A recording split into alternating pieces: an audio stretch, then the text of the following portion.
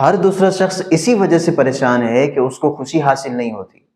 اگر خوشی حاصل ہوتی بھی ہے تو وقتی طور پر ہوتی ہے، اس کے بعد وہی کیفیت، وہی بے چینی، وہی بے سکونی۔ اس لیے خوشی کے حصول کے لیے بندہ ایسا کیا کرے کہ وہ ہر لمحہ خوش رہے، مطمئن رہے، پرسکون رہے۔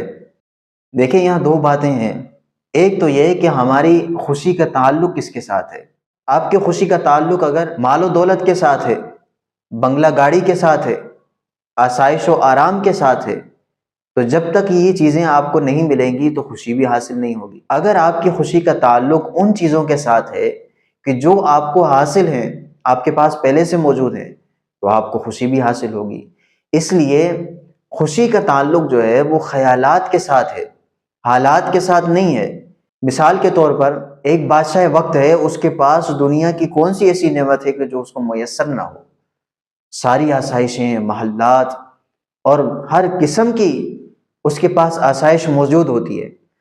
لیکن پھر بھی وہ اپنے محل میں خوش نہیں ہوتا، اس کو خوشی حاصل نہیں ہوتی۔ لیکن ایک فقیر جو کہ سارا دن محنت مزدوری کرتا ہے اور اپنے گھر پہ آ کے سکون سے سو جاتا ہے، وہ ان حالات میں بڑا خوش ہے۔ تو خوشی کا تعلق جو ہے وہ اگر حالات سے ہوتا تو بادشاہ سے زیادہ کوئی خوش دنیا میں ہوتا ہی نہیں، اور فقیر سے زیادہ ناخوش اور بے سکون کوئی ہوتا ہی نہیں۔ اس لیے خوشی کا تعلق حالات سے نہیں ہے،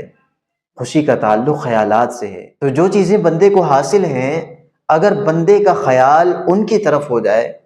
اور اپنی خوشی کو ان کے ساتھ جوڑ لے کہ جو چیزیں اس کو حاصل ہیں، تو یقین کریں کہ اس کو وہ خوشی حاصل ہوگی کہ جس کو بیان نہیں کیا جا سکتا۔ مثال کے طور پر اللہ نے ایمان کی دولت دی ہے، اللہ نے محنت مزدوری کر کے حلال کمانے کی طاقت دی ہے، اللہ نے ہمیں دماغ سلامت دیا ہے، اللہ نے ہماری عقل کو سلامت رکھا ہے، اللہ نے ہمیں سننے کی طاقت دی ہے، بولنے کے لیے زبان دی ہے۔ یہ جتنی بھی نعمتیں ہیں اللہ کی، ان ساری نعمتوں کی طرف اگر بندے کا خیال ہو جائے کہ میرے پاس تو اتنا کچھ ہے، بندے کا ذہن جب یہ سوچے گا کہ مجھے تو اتنا کچھ حاصل ہے، حدیث مبارکہ کا مفہوم ہے کہ اپنے سے کمتر کی طرف دیکھو تو تمہارے دل میں شکر کی کیفیت پیدا ہو جائے گی اور تم شکر گزار ہو جاؤ گے۔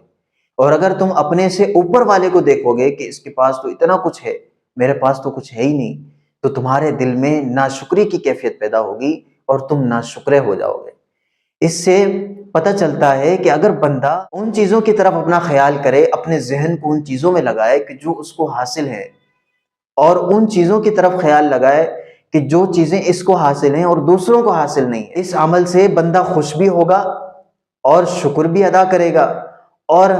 جن چیزوں کو اللہ نے اسے نہیں عطا فرمایا اس کی طرف اس کا خیال بھی نہیں جائے گا، اور اگر کبھی خیال چلا بھی جائے تو کم سے کم اس کے دل میں ناشکری کی کیفیت تو نہیں پیدا ہوگی۔ اس لیے خوش ہونے کا بہترین فارمولہ ہے کہ بندہ ان چیزوں کی طرف اپنا خیال کرے کہ جو چیزیں اللہ نے اس کو عطا فرمائی ہیں، اور ان لوگوں کی طرف دیکھے جو چیزیں اس کے پاس ہیں ان لوگوں کے پاس نہیں ہیں، ان کی طرف خیال اور توجہ کرے تو خود بخود خوشی حاصل ہوگی اور شکر ادا کرنے کی بھی توفیق ملے گی۔ دوسرا یہ، اگر آپ کی خوشی کا تعلق کسی چیز کے ساتھ جڑ بھی گیا ہے کہ میں فلاں چیز حاصل کر لوں، تو اپنی پسند کو حاصل کر لیں یا پھر جو حاصل ہے اسی کو پسند کر لیں۔ یہ سب سے بہترین فارمولہ ہے کہ اگر کوئی چیز آپ کو حاصل نہیں ہے اس کو حاصل کر لیں، محنت کریں، جد و جہد کریں، اس کو حاصل کر لیں، اور اگر حاصل نہیں کر سکتے تو بہترین طریقہ ہے جو حاصل ہے اسی کو پسند کر لیں۔ اللہ رب العزت سے دعا ہے کہ ہمیں ہر حال میں خوش رہنے کی توفیق عطا فرمائے، اور جو نعمتیں اللہ نے ہمیں عطا فرمائی ہے اس میں غور و فکر کرنے کی اور اس پر شکر ادا کرنے کی توفیق عطا فرمائے۔